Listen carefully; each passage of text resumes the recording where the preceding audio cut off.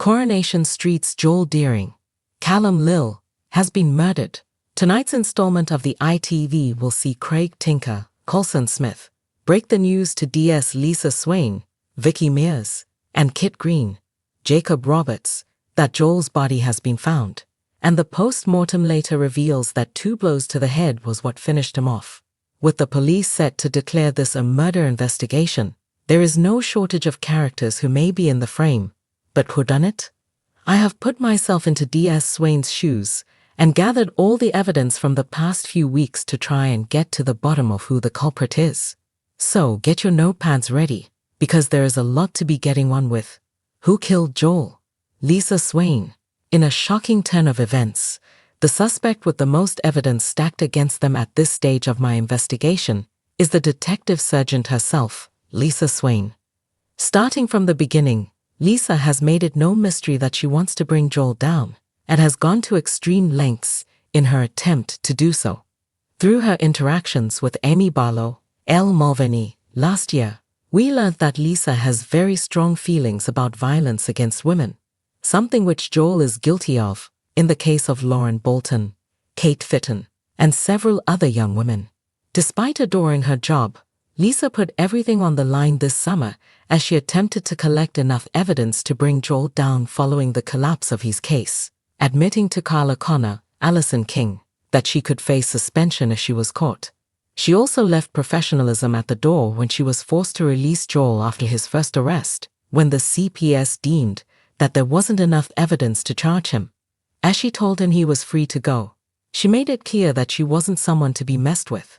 In the meantime, even look at Dee Dee or Lauren again, and it won't be prison you'll need to worry about.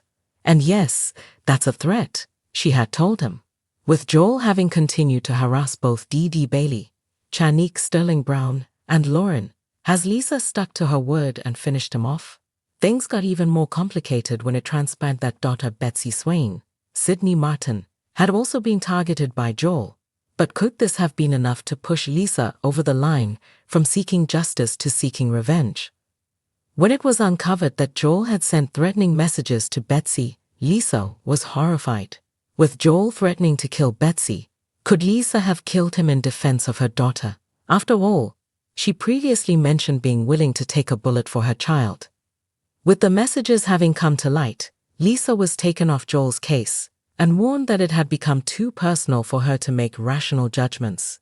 However, she was adamant that she wanted to continue the investigation herself. Could this be because there's something she's trying to cover up? The day after his murder, Lisa admitted to Carla that the case against Joel had become very personal, thanks to Betsy's involvement, before admitting that she'd have wanted to look Joel in the eyes during his final moments. But who's to say she didn't do exactly that, given how badly she wanted to see Joel pay? Not only that, but she appeared to be nursing some pretty serious injuries, flinching while reaching for the cafe door, before retching outside and needing to sit down and take deep breaths. With Joel having been seen with a facial injury before his death, could Lisa's injuries have been sustained during a fight with him? What's more, Lisa remained pretty adamant that Joel's death had been suicide, despite Dee Dee arguing that that wasn't in Joel's character. Could Lisa have been trying to hide the fact that she had killed him by convincing everyone that Joel had taken his own life? It seems out of character for Lisa to be so set on one outcome, especially given her history.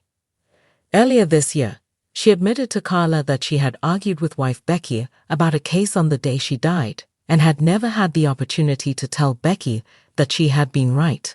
Because of this, she takes care to look into every possible outcome of an investigation, something she didn't appear keen to do in Joel's case. Is it because she knows the truth and is desperate to get away with murder? Furthermore, we know that Lisa's phone was off on the night of Joel's murder. Could she have switched it off so that no one knew where she was going? She also told Dee Dee that it had been broken, and it is entirely possible that that could have happened during a confrontation with Joel.